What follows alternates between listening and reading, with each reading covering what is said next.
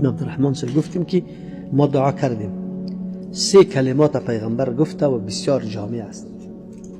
اللهم بارک لهم فیما رزقتهم، یا الله به این مردمی که ما را میمان کرده و برای ما طعام پیش کرده برکت بده در هر آن چیزی که تو برشان روزی داده. ای داده بود تنها طعام، لیکن تو دعا کردی در مالش، در اولادش، در علمش، در طاعتش، در عبادتش، هر چیزی که الله برش رزق داده در کلی از تو دعا کردی که الله برکت برش بده، زیاد کشه، خیر کثیر دیش بگذار. و بعد از او گفتیم وغفر لهم، انسان بسیار نیاز داره که گناه سابقه کرده باشه که او معاف شود.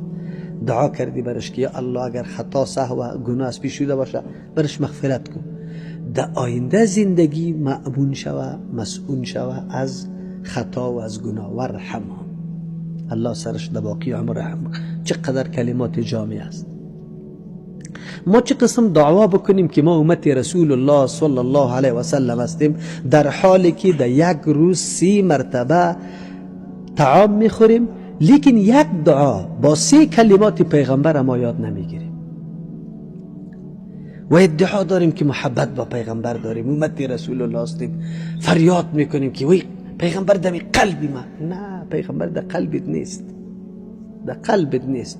اگر پیغمبر در قلب تو می بود، هر قدمی که تو می گذاشتی مطابق حرکت رسول الله صلی الله علیه و سلم قدمی تو می گذاشتی، تسلیم می شدی. غیر از عمل رسول الله برای خود هیچ عمل دیگر کس خوش